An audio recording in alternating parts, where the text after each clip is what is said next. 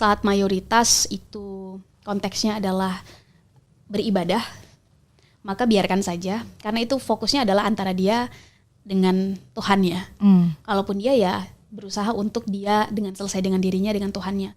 Naik satu level, saat mayoritas itu sudah mulai berekonomi, maka mulai diawasi. Tapi saat mayoritas itu sudah mulai aware dengan politik, cabut itu sampai ke akar-akarnya. Karena ternyata ketika bicara tentang bangsa, negara, kita bicara otomatis kita bicara tentang politik dan sistem perpolitikan yang terjadi di sana. Boleh jadi hak suara kita, hak pilih kita itu disalahgunakan, apalagi di daerah-daerah tertentu. Dan yang kedua, ketika kita sudah punya, maka jangan mau diiming-imingi dengan sesuatu yang bahkan ternyata itu hanya bungkusan luarnya saja. Pastikan kita tahu ini sebetulnya diarahkan kemana. Setidaknya dengan partisipasi itu kita mengambil bagian, kita menyumbang sedikit untuk perubahan, harapannya 5 tahun, ke depan 10 tahun, lanjut lagi 15-20 tahun ke depan.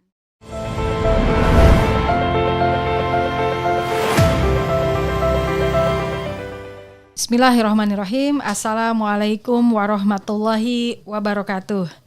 Saya Diah Nurwitasari, Wakil Ketua Bidang Perempuan dan Ketahanan Keluarga DPP PKS.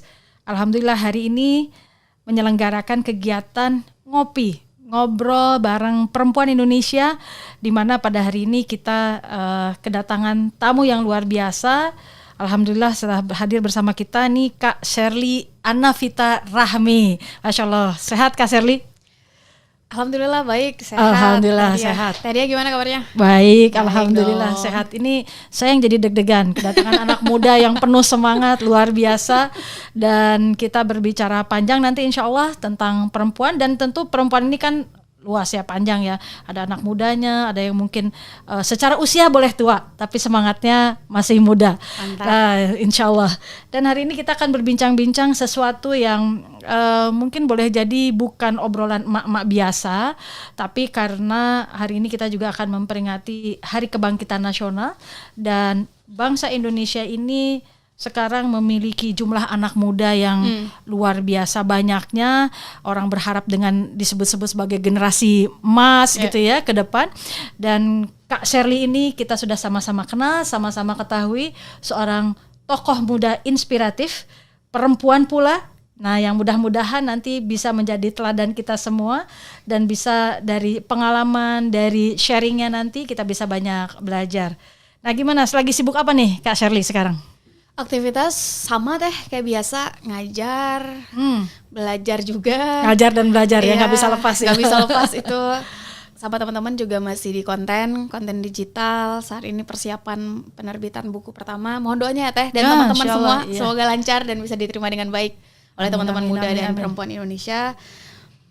Dan persiapan lanjut studi Teh, mohon doanya ya Teh. Ya, insya Allah dimudahkan oleh Allah. Amin. Ngomong-ngomong, kenapa nih tertarik dalam urusan konten?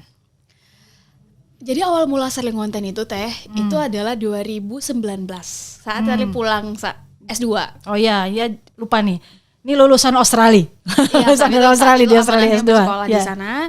Setelah selesai pulang sekitar 2019 awal, itu kan 2019 memang adalah tahun pesta demokrasi ya. Sehingga ketika Sherly pulang, yang memang namanya baru pulang dan baru melihat ini ada apa, bagaimana situasinya dan seterusnya, merasakan panasnya saat itu, dengan teman-teman akhirnya coba ngobrol santai aja dulu, dan mendapati satu kesimpulan bahwa kita kalau nggak sama nggak temenan saat itu. Awal mulanya sedemikian rupa ya. Terpolarisasinya masyarakat saat itu tinggi sekali. Nah, dari situ akhirnya karena latar belakangnya memang senang di dunia riset dan lain-lain, ngelihat beberapa hal, ya udah deh, ketika data menyebutkan memang 8 sampai 13 jam waktu anak muda habisnya di internet, dan media-media, khususnya media yang mainstream itu cenderung memberitakan dari perspektif tertentu. Jadi enggak semua perspektif diangkat. Jadi karena Sherly ini juga bukan siapa-siapa maksudnya adalah bukan dari pihak yang punya privilege untuk bisa langsung masuk ke media mainstream, betul, kan gitu ya. Betul. Yang ada posisinya. Ada posisinya. Jadi karena yang namanya anak muda yang dipunya cuma sosial media gitu. Iya, betul. Ya udahlah, kita mulai dari sosial media aja yuk, menyampaikan sudut pandang yang saat itu tidak diangkat oleh media mainstream. Jadi dari situ awal mulanya Teh. Dari 2019 kita coba munculkan pendapat-pendapat yang menurut kita sebenarnya layak sih ini untuk dilihat sebagai opsi. Jadi tujuan kita sebagai opsi mengenai nanti mau pilih, ada yang suka kopi nih misalnya, ada yang suka teh, ada yang suka sirup, ada yang suka air putih, mangga silahkan. Tapi bahwa di atas meja ini ada 6, 7, 8, 9 pilihan minuman, itu adalah hak kita sebagai anak muda untuk tahu. Nah saat itu awal mulanya kayak gitu, sesederhana itu. Karena seolah-olah mungkin masyarakat atau anak muda nggak tahu nih pilihannya banyak sebetulnya gitu, opsinya tapi banyak. Tapi yang dilihat di media mainstream hanya seolah-olah itu saja gitu. Betul. Dan saya nggak menyalahkan karena kondisinya mungkin media mainstream memang dimiliki oleh dia yang memang sudah punya kecenderungan atau bahkan ketua gitu di partai politik tertentu. Jadi itu adalah status quo atau kondisi yang sangat wajar. Nah dari situ akhirnya kita melihat apa nih yang bisa kita anak muda lakukan. Dan dari situ akhirnya mulailah konten digital di sosial media, gayung bersambut. Ternyata teman-teman cukup mendukung gitu, beberapa perspektif ada yang cocok dan keterusan Teh sampai sekarang. Tapi keterusan yang positif insya Allah. Baik amin. Ya, insya Allah. Ya betul karena tadi ya disampaikan 8-13 jam anak muda itu bersentuhannya dengan media sosial, dengan internet dan lain-lain. Ya itulah ceruk yang terbaik. Nah Shirley sendiri ngelihat nih anak muda sekarang tuh kayak gimana sih gitu? Kenapa kok sampai ini kayaknya perlu dipengaruhi nih anak muda itu dengan hal-hal yang positif? Gitu ya? Nah, gimana nih ngelihat situasi generasi muda Indonesia zaman sekarang? Baik, ya kita sebut generasi muda itu kan mungkin muda tuh banyak definisi ya sekarang ya. Nah, saya ingin arahkan kira-kira lah 30 tahun ke bawah lah misalnya gitu. Kira-kira tuh gimana tuh pandangannya itu? Pandangan Shirley untuk teman-teman yang kalau di bawah undang-undang Kemenpora gitu misalnya itu termasuk dalam kategori muda. Pertama ini adalah tantangan pertama jelas. Yang sering disebut sebagai bonus demografi itu kan selalu ada dua mata sisi Teh. Ada positifnya, ada negatifnya. Selama ini kita sering digaungkan, digadang-gadang sesuatu yang wah positif kita bisa gitu, tanpa kita mau mencoba melihat sebetulnya ada tantangan apa aja di balik itu. Kalau saya melihat secara general yang namanya anak muda itu menawarkan harapan, dan bicara harapan otomatis masa depan. Ini tentang bagaimana treatment yang diberikan pada anak muda, khususnya di sininya. Di kepalanya, isi kepalanya ya hatinya. Karena ini dua kekuatan, ini dua power manusia yang gak dimiliki makhluk hidup lain. Hewan gak punya, tumbuhan gak punya. Apalagi maksudnya benda mati gitu. Apalagi itu dengan anak muda, dua hal ini yang dilatih, ditajamkan cara berpikirnya, bukan hanya critical thinking tapi creative thinkingnya, karena Gen Z ini sangat kreatif Teh. Ya betul. Kreatif banget. Dikasih umpan sedikit itu bisa luar biasa kreativitasnya. Ya, betul. Dan yang kedua empati. Bagaimana merasakan apa yang orang lain rasakan, bagaimana menempatkan kakinya di sepatu orang, bagaimana memanusiakan manusia, bagaimana kalau dalam kondisi seperti ini respon terbaiknya seperti apa. Kenapa ini menjadi tantangan? Karena gadget yang sekarang sudah sangat lazim lah ya, sudah lumrah, kita semua udah bisa dibilang kayak butuh gitu sekarang kalau sekarang. Nah, seolah-olah nggak bisa hidup tanpa gadget gitu ya. Kayak semuanya udah menjadi kesini gitu. Nah, ini membuat kita semuanya jadi kacamata kuda. Terpersonalisasi Teh. Kalau kita udah terbiasa ngelihat konten misalnya dalam bidang tertentu, yang muncul kan itu aja, algoritmanya terbentuk ya, betul. Dengan kata lain anak muda nih, SMP, SMA, kuliah, itu terbiasa ngelihatnya dari kacamata kuda. Ya udah berarti kayak begini aja, tanpa ngelihat ada kok perspektif lain, ada kok helikopter viewsnya jadi semakin sempit di situ-situ saja. Betul. Padahal melihat bagaimana harapan ke depan, ini kan harus ngelihat secara holistik ya. Permasalahan bangsa ini nggak bisa dilihat hanya dari satu sudut pandang kan, gitu ya Teh. Betul. Ini kayaknya Teteh jauh lebih paham lah. Nah, konteksnya sekarang anak muda jadi semakin individualistik karena semua infrastruktur digital yang dimiliki. Untuk itu, saya pikir kembali ke yang tadi, konten-konten digital itu perlu untuk bisa mendobrak hal ini. Artinya boleh jadi misalnya senangnya dalam bidang kuliner, traveling, tapi kalau ditanya tentang isu politik ngerti sih. Kita anak muda ngerti sih. Kita senangnya dalam bidang kepenulisan, apalagi misalnya yang bebas mau fiksi non fiksi, tapi kalau ditanya tentang permasalahan perempuan di Indonesia, kita paham. Hanya saja ini bidang atau jalan juang yang kita ambil. Jadi konteks ini yang saya pikir menjadi tantangan, bukan hanya mengerti di permukaan tapi dalam. Bukan hanya tahu banyak hal, cepet sih menyebarkan informasi, cepet bisa multitasking. One click we can connect to a thousand of people, one click we can reach and get a thousand of information. Tapi kedalamannya dalam mengetahui sesuatu, ahlinya dalam satu skill itu nggak di permukaan. Dan menariknya ternyata tantangan ini yang bahkan oleh salah satu, mungkin saya dalam hal ini nggak menyebutkan gitu lembaganya, Indonesia itu punya kesempatan chance yang sangat besar untuk masuk dalam minimal 4 besar negara dengan bukan hanya pertumbuhan, tapi konteks menjadi pusat dari banyak hal, mulai dari sumber daya alam dan lain-lain. Itu bukan hanya hitam di atas putih di 2045. Hanya saja, ini mulai gak enak nih. Hanya saja tantangannya ada 3. Salah satunya adalah anak mudanya menjadi ahli di bidangnya.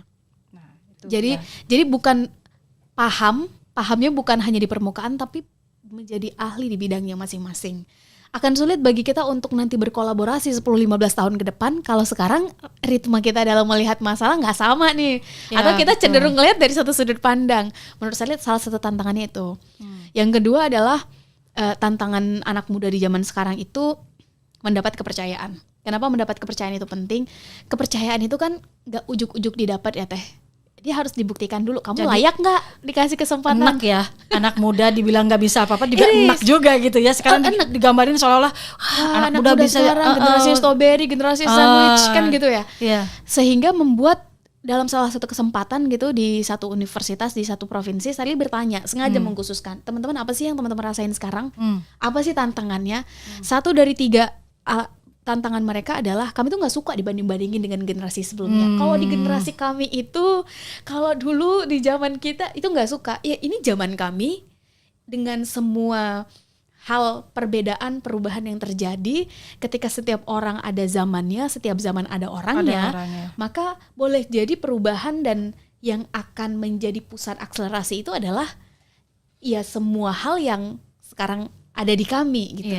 Jadi bukan kemudian membuat ada perbedaan nih antara misalnya zaman sebelumnya dengan zaman kami. Tapi orang tua sekarang stres. Kamu mau jadi apa anaknya nanti?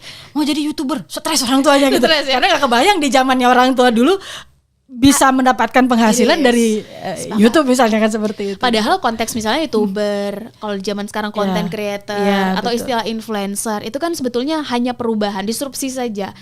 Konteksnya adalah ya kalau dia menyampaikan sesuatu yang baik ditiru oleh orang, kalau dia menyampaikan sesuatu yang buruk ditiru oleh orang, kan sebetulnya yang mendapatkan manfaat juga nggak jauh-jauh sebetulnya ya dia juga. Sebenarnya konteks pendidik itu ada di situ. Betul. Jadi mungkin bahasanya, alatnya, strateginya mungkin boleh jadi berbeda, tapi sebetulnya secara esensi sama. Nah ternyata anak zaman sekarang itu butuh diberi kepercayaan dengan caranya agar bisa proof bahwa kami bisa kok. Gimana tuh ngasih kepercayaan sama anak muda dengan caranya itu kira-kira? Jadi kan anak muda tuh anaknya kasih kepercayaan sama kami. Nah, gimana tuh? Kan gini, karena boleh jadi yang ya generasi sebelumnya gitu itu karena saking nggak kebayangnya juga mereka juga perlu diberi pencerahan bahwa anak muda sekarang itu sebetulnya tadi esensi sama, tapi cara menyampaikannya, cara memberikan kepercayaannya tuh harus kayak apa gitu misalkan. Kalau saya sepakat bukan memberi kepercayaan semerta-merta gitu. Jadi semata-mata ngasih kepercayaan enggak. Tapi anak muda juga harus membuktikan bahwa kita layak untuk dipercaya. Karena hukum aksi reaksi itu kan tetap berlaku di mana saja gitu. Boleh jadi diberinya kepercayaan itu adalah reaksi atas aksi kita membuktikan karya kita apa, dasarnya apa. Ini bukan karya yang satu kali viral kemudian hilang, nggak begitu. Ini karya yang jelas narasi awalnya apa, gagasan awalnya apa, arahnya kemana, dan ini hanya bagian kecil.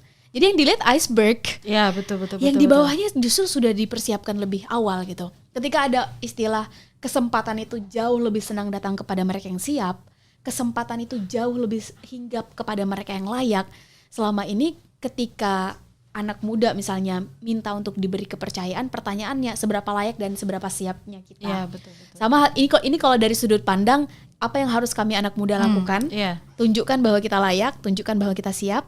Dan kalau dari konteks yang tadi yang memberi kepercayaan adalah beri kesempatan, keterbukaan pikiran bahwa ya boleh jadi ini adalah cara berbeda, perubahan yang harus disambut gitu. Karena satu dari 4 hal yang membuat kita tetap bisa berada pada pusaran perubahan itu kan adalah agile. Mau beradaptasi dengan perubahan apa nih yang sedang terjadi. Sementara mungkin fitrahnya manusia kadang-kadang ya tadi kalau sudah duduk lupa berdiri susah gitu. Itu ego juga gak sih Teh?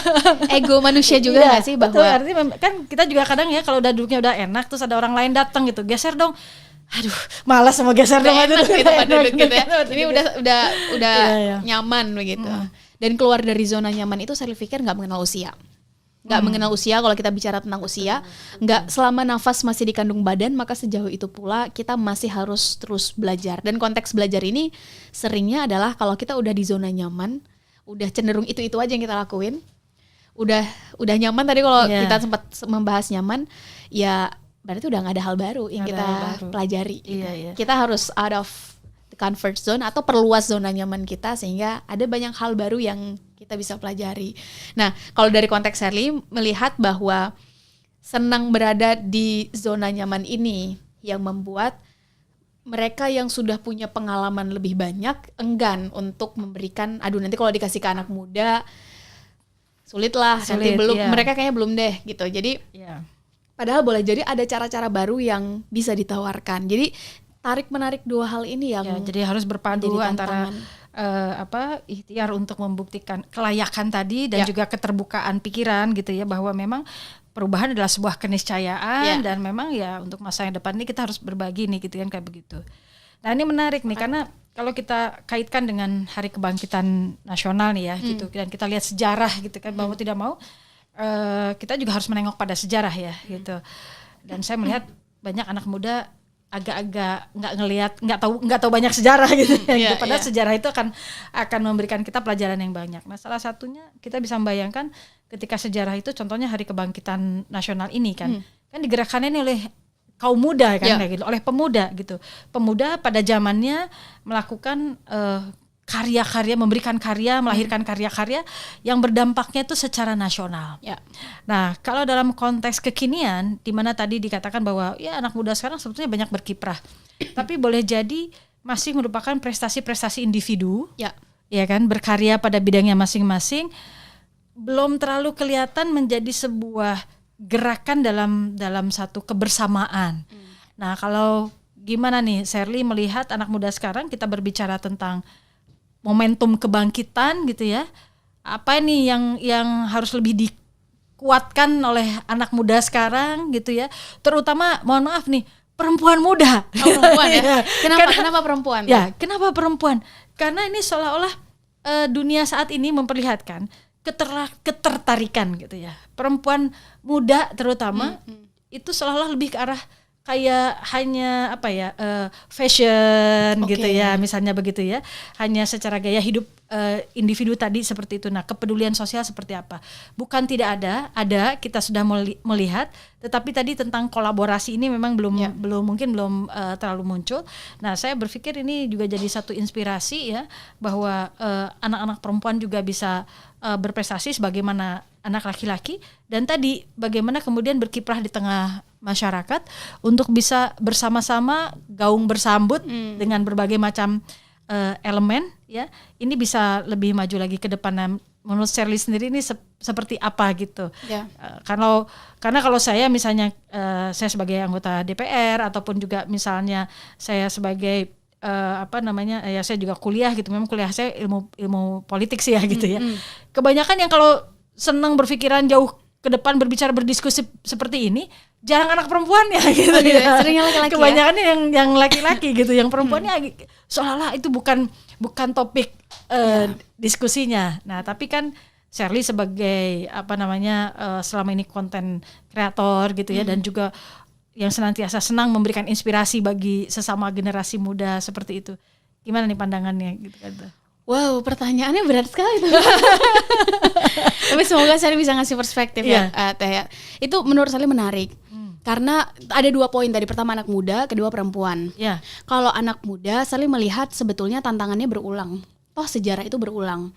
Ketika di zaman saat itu yang Teteh tadi sampaikan, anak muda gitu punya gerakan-gerakan tertentu untuk menyatukan gitu. Maka sebetulnya tantangan di zaman sekarang adalah bersatu.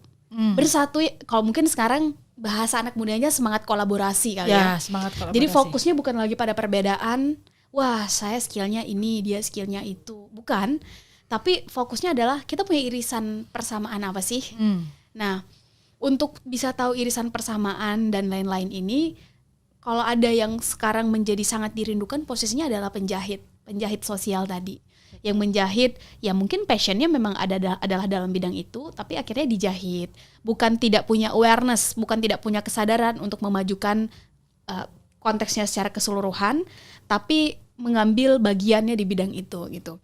Nah, itu menjadi salah satu tantangan di mana sekarang anak muda cenderung ngelihatnya individualistik, bahwa kalau saya ngelakuin ini saya dapat apa. Dan itu kan nggak ujuk-ujuk Teh. Semua yang dimiliki sekarang membuat dirinya jadi berpikir demikian. Nah, saya pikir ketika awal mula perubahan itu adalah dari mindset, dari caranya berpikir yang nanti akan turun ke action ke habit ke karakter ke realitas sosial. Maka hal pertama yang harus sama-sama kita cek, mindsetnya terbentuknya dari mana.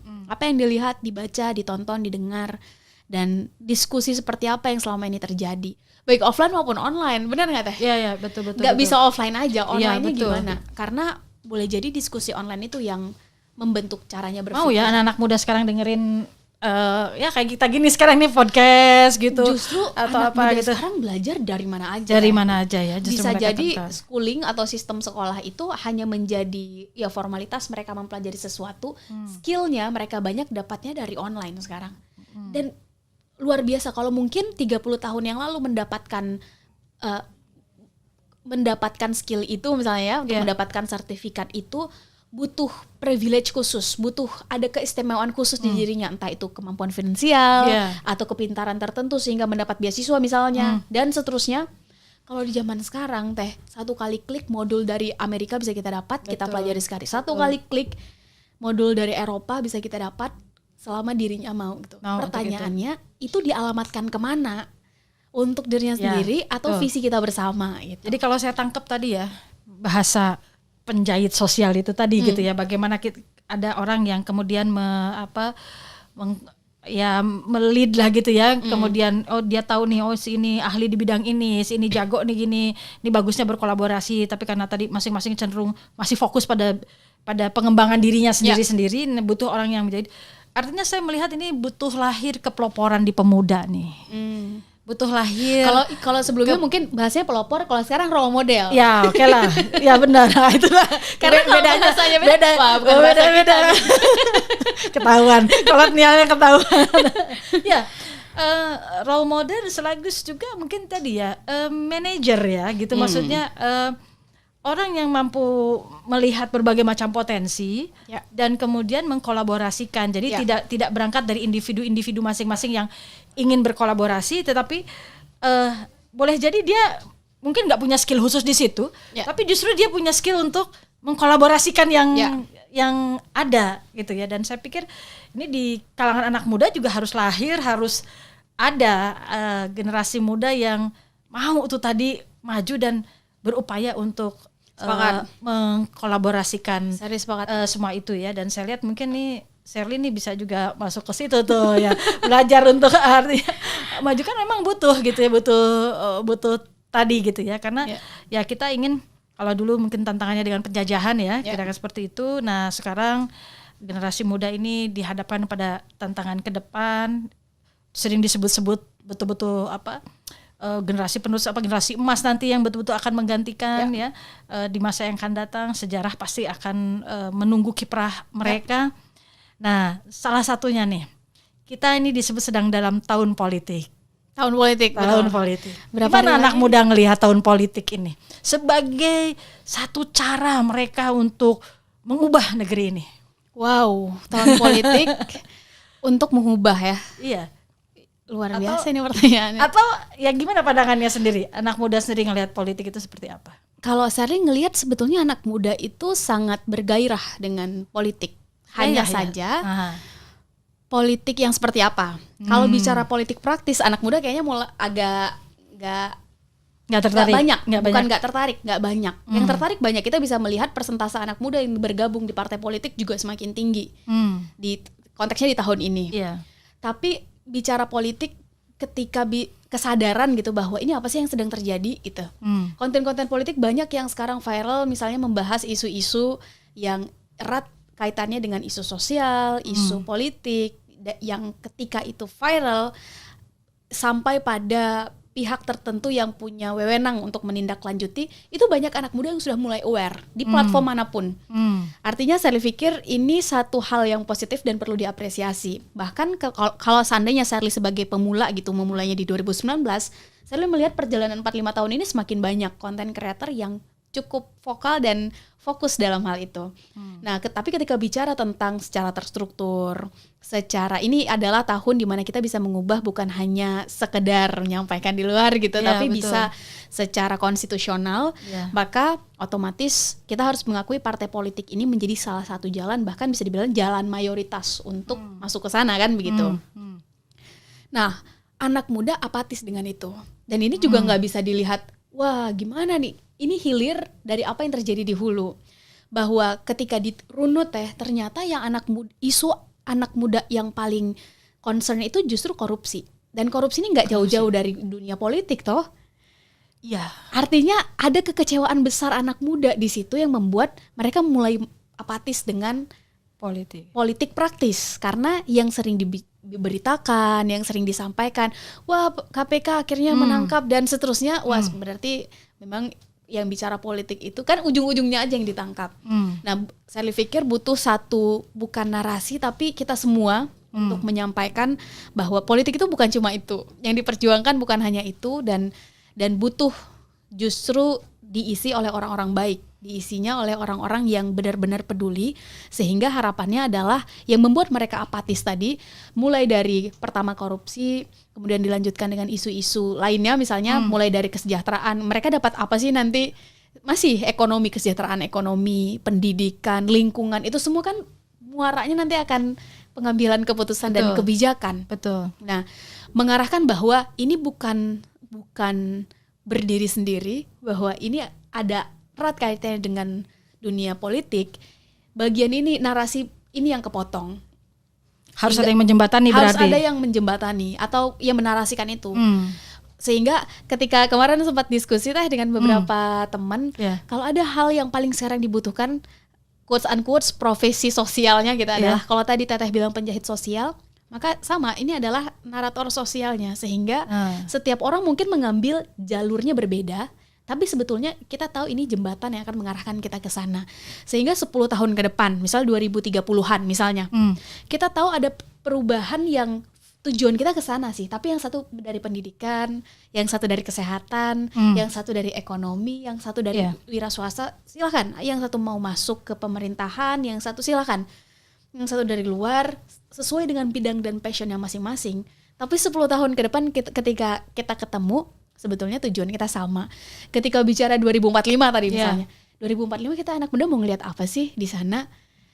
Ketika narasi itu direndahkan, dibumikan gitu, itu menjadi sesuatu yang aneh justru ketika kita nggak ambil bagian sekarang. Karena nanti akan ujuk-ujuk Kalau nanti kita kepengennya Indonesia 2045 kayak begitu. Dan menariknya ini bukan sesuatu yang baru kok Teh.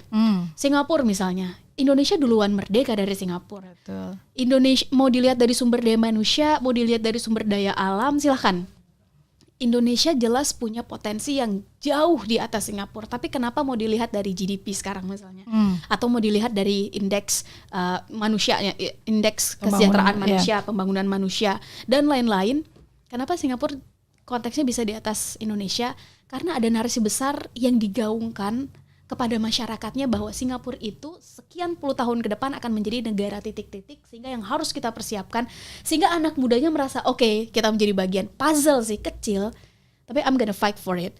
Nah, narasi itu yang sekarang hilang Teh. semua orang berjuang untuk kepentingannya sendiri atau kepentingan golongannya sendiri, sehingga anak muda jadi apatis. Jadi nggak ngelihat ketersambungannya gitu. Nggak Sehingga kebayang. penjahit itu yang sekarang Iya. sangat kita rindukan, narator-narator sosial tanpa tedeng aling-aling, sebetulnya dia punya hidden agenda pasti ada, cuma bukan itu yang dikedepankan.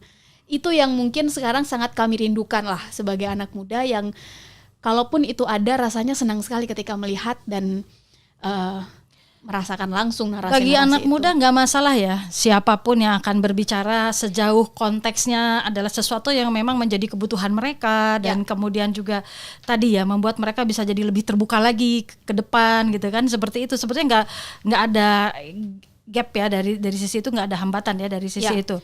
Kalaupun ada, saya pikir anak muda bisa sangat mengerti ketika diberikan logika berpikir bahwa ini bukan tentang sosok, ini tentang apa yang dia sampaikan. Ini bukan tentang manusia atau orangnya, tapi ini tentang ide gagasan yang nanti kita juga yang akan mendapatkan gitu. Iya. Karena sosok kan berganti. Betul. Manusia ya nanti akan seiring ini juga akan digantikan. Jadi kalau manusianya atau sosoknya, saya pikir sangat bisa di logika, akal sehat itu akan sangat mengerti bahwa logical fallacy ini kesalahan berpikir kalau kita ngelihat manusia itu adalah ya dilihat dari kebenarannya atau kebenaran atau kebaikan itu dilihat dari siapa yang menyampaikan, bukan apa yang disampaikan. Pemimpin konteksnya dari siapa yang memimpin, bukan kebijakan dan gagasan seperti apa yang ditawarkan. Itu udah menjadi pembahasan anak muda yang saya pikir biasa. Hanya saja siapanya ini yang mengisi ini yang mulai siapa nih gitu. Dan mungkin konteksnya bermain cantik kali ya. Bermain cantik yang saya maksud adalah tidak langsung. Kenapa? Artinya memahami dulu kebutuhannya, memahami kebutuhan apa yang dibutuhkan oleh anak muda gitu ya. Jadi meskipun ujungnya nanti kemana gitu seperti itu, tetapi pendekatan awalnya dengan cara berpikir anak muda, dan anak muda ini juga kan beragam ya. Ada yang memang mulai tadi memiliki kemampuan untuk critical thinking tadi seperti itu. Ada juga yang memang masih harus dibangun kemampuan itu gitu ya. Ya memang tahun politik ini kan bukan hanya sekedar politik secara umum ya. Kita berhadapan dengan kenyataan mau tidak mau nih. Ada pemilu insya Allah tahun 2024 gitu. Nah ini potret yang Shirley lihat tentang anak muda dan pemilu lah. Bukan politik terlalu besar nih ya, tentang pemilu. Apakah mereka mau datang untuk ikut memilih? Atau kira-kira kalau misalnya mau memilih asalkan, nah itu gimana nih anak muda ngelihat pemilu 2024 bisa? Pemilu 2024 Februari berarti ya? Februari. Ya Insya Allah kalau nggak ada pergeseran lagi 14 Februari 2024, nggak sampai 300 hari lagi. Saya pikir mau. Anak muda mau milih ya? Anak muda mau. Hanya saja pilihannya dijatuhkan kemana, ya itu menjadi diskusi yang masih sangat alot. Kenapa alot? Karena anak muda itu kan sekarang mainnya di sini ya Teh, di Internet of Things, di berbagai platform. Jadi key opinion leader atau siapa yang menjadi tren, yang viral dan mampu membahasakan sesuai dengan bahasa mereka dan masuk di logika mereka yang akan memenangkan pendapat dan pada akhirnya suara kalau konteksnya di pemilu 2024. Itu yang pertama. Bagaimana caranya kan gitu ya, teknisnya adalah membahas permasalahan yang menjadi concern mereka. Kalau tadi adalah tentang korupsi, pendidikan, tentang isu-isu keperempuanan, lingkungan, mana yang memberikan narasi-narasi yang sesuai dengan apa yang menjadi concern mereka. Logikanya gini Teh, dikasih pilihan makanan nih, ada kolak, ada nasi padang, ada nasi kuning gitu, ada nasi liwet. Ya kan kita butuh tahu dulu emang sedang lapar apa nih, lapar kolak apa lapar berat makan karbohidrat, apa kepengennya sebenarnya cuma buah lapar aja. Mata lihat tampilannya cakep.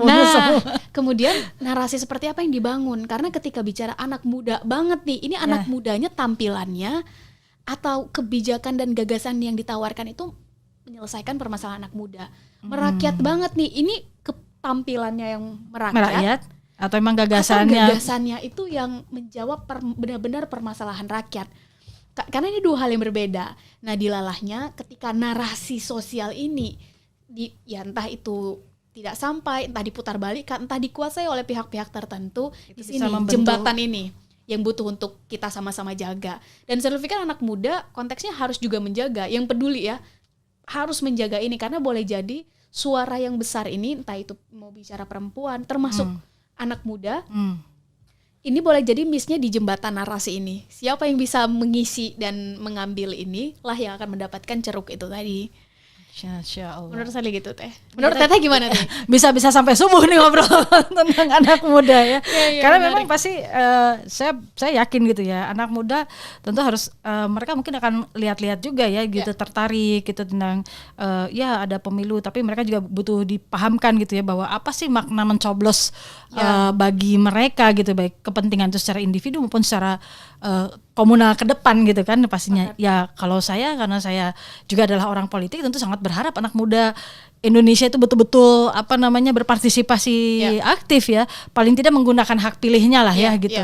Kemudian ya apalagi sekarang sudah sangat banyak berinteraksi dengan internet dan lain-lain, informasi itu melimpah ruah sesungguhnya. Yang kalau anak muda ini memiliki nalar, memiliki kemampuan untuk berpikir, mereka sudah bisa punya penilaian terhadap mana yang bisa atau baik mereka pilihkan sebetulnya seperti itu. Nah mungkin nih karena waktu nih kita nggak bisa terlalu lama mungkin gitu ya. Mungkin sedikit saya sambung Teh. Kenapa tadi saya membahas ceruk yang tadi itu besar sekali, dan boleh jadi ketika jembatan ini tidak kuat itu diisinya nanti di akhir-akhir. Konteksnya yang saya bicarakan adalah money politik di akhir-akhir, dan boleh jadi nanti kebaliknya adalah di situ. Hanya saja ketika tadi misalnya pendidikan politik atau bahwa tahu nanti akan ada misalnya sekian, misal 100-200 ribu didapat, tahu bahwa boleh jadi mungkin dapurnya akan mengepul dalam 1 minggu ke depan, tapi tahu bahwa yang akan dikorbankan adalah boleh jadi itu diambil dari uang negara, uang pajak rakyat, yang impactnya adalah 5 tahun ke depan. Kembali pendidikan secara tidak langsung seperti ini membuat pikiran publik terbuka, anak muda, termasuk perempuan, sehingga menggunakan hak suaranya tadi. Pertama mau menggunakan hak suara, dan yang kedua yang dipilih adalah yang benar-benar sesuai dengan harapannya untuk Indonesia ke depan. Jadi bukan sekedar tampilan luar, tapi kalau isunya adalah korupsi, maka pilihlah berarti yang paling minim korupsinya. Kalau ternyata isunya adalah lingkungan, maka pilihlah dia yang memang benar-benar concern dan menjawab permasalahan lingkungan. Kalau isunya adalah keperempuanan, maka cek itu sebetulnya adalah pihak atau mereka yang benar-benar menawarkan program yang akan menjawab permasalahan perempuan selama ini. Nah, bagian-bagian ini yang harus dibuka, pendidikan dan narasi seperti ini yang harus sampai. Yang saya pikir waktu yang ada ini sangat cukup untuk sampai ke sana. Untuk kita bisa sampaikan itu ya. Ya memang closing saya juga tadinya mau ke sana nih ya. Gitu. Jadi kira-kira Sherly ini bisa sampaikan pada generasi muda ya, terutama menghadapi pemilu tahun 2024, himbauannya seperti apa bagi generasi muda? Mungkin ini juga sekaligus untuk Sherly ya. Iya, boleh. Iya. Himbauannya seperti apa? Saya teringat saat itu Muhammad Nasir pernah bilang begini, Teh dan teman-teman, bahwa saat mayoritas itu konteksnya adalah beribadah, maka biarkan saja, karena itu fokusnya adalah antara dia dengan Tuhannya. Kalaupun dia ya berusaha untuk dia dengan selesai dengan dirinya, dengan Tuhannya. Naik satu level, saat mayoritas itu sudah mulai berekonomi, maka mulai diawasi. Tapi saat mayoritas itu sudah mulai aware dengan politik, cabut itu sampai ke akar-akarnya. Karena ternyata ketika bicara tentang bangsa, negara, kita bicara otomatis kita bicara tentang politik dan sistem perpolitikan yang terjadi di sana. Nah, untuk itu teman-teman, ini adalah salah satu tahun yang akan menjadi penentuan. Kita bicara perubahan, ini adalah salah satu tahun penentuan yang mari kita maksimalkan hak kita, hak untuk memilih, termasuk hak untuk mencari tahu sebetulnya pemimpin seperti apa yang kita inginkan. Saat kita belum tahu, maka maulah untuk mencari tahu dan gunakan hak suara kita, hak pilih kita dengan baik dan benar. Kenapa dengan baik dan benar? Yang pertama boleh jadi hak suara kita, hak pilih kita itu disalahgunakan, apalagi di daerah-daerah tertentu. Dan yang kedua, ketika kita sudah punya, maka jangan mau diiming-imingi dengan sesuatu yang bahkan ternyata itu hanya bungkusan luarnya saja. Pastikan kita tahu ini sebetulnya diarahkan kemana. Setidaknya dengan partisipasi itu kita mengambil bagian, kita menyumbang sedikit untuk perubahan, harapannya 5 tahun, ke depan 10 tahun, lanjut lagi 15-20 tahun ke depan. Dan saya pikir sebagai penutup, mungkin kita anggap itu kecil. Ngapain juga kita ngelakuin kayak gitu kalau pada akhirnya di atas begitu-gitu juga. Iya. Tapi saya percaya bahwa nggak ada perubahan besar bisa terjadi tanpa akumulasi perubahan kecil. Dan partikel terkecil perubahan itu adanya pada diri kita sendiri. Saat kita anak muda, saat ini menggunakan hak suara kita, para perempuan tercatat saat ini menjadi suara mayoritas saat sekarang, menggunakan hak suara, hak pilih kita dengan tepat, maka saya yakin itu sedikit tidaknya akan menyumbang pada perubahan yang sama-sama kita harapkan. Nah, untuk itu mari kita belajar, mari kita membuka mata sebetulnya apa yang sedang terjadi dan apa yang kita inginkan. Dengan menjawab 2 pertanyaan ini, kita setidaknya menyumbang, memberi kontribusi sebagai warga negara di tahun politik menuju Februari 2024 ini. Masya Allah. Terima kasih penonton TKS TV. Ini luar biasa. Ya tadi saya bilang kalau dilanjutin bisa jadi sampai subuh ngobrol. Nggak selesai dengan generasi muda yang luar biasa, yang inspiratif bagi kita semua. Terima kasih Sherly Anavita Rahmi sudah membersamai kita pada acara ngopi bidang perempuan dan ketahanan keluarga DPP PKS pada hari ini. Apa yang disampaikan tadi mudah-mudahan juga memang jadi menginspirasi semua, tidak hanya anak muda sebetulnya tadi ya, harus ada sinergi dari anak muda, dari generasi kolonial katanya gitu ya. Keterbukaan, saling memberikan kepercayaan, peluang, dan kita meyakini bahwa masa depan bangsa ini juga berada di tangan anak muda. Dan insya Allah kita maknai Hari Kebangkitan Nasional ini juga dengan bersama-sama melakukan satu perubahan yang positif dari diri kita, keluar dari zona nyaman kita dalam rangka tadi menyambut hari esok yang lebih baik lagi. Terima kasih atas kebersamaannya bersama podcast ini. Terima kasih Sherly. Kapan-kapan insya Allah kita ngobrol-ngobrol lagi. Ngopi bareng lagi kita. Ya ngopi bareng. Main di Bandung, kita ngopi di Bandung. Insya Allah orang Aceh ngopinya kopi Bandung bukan kopi Aceh tapi nanti ya. Terima kasih. Kita tuh dengan hamdalah alhamdulillahirabbil alamin. Assalamualaikum warahmatullahi wabarakatuh. Waalaikumsalam warahmatullahi wabarakatuh.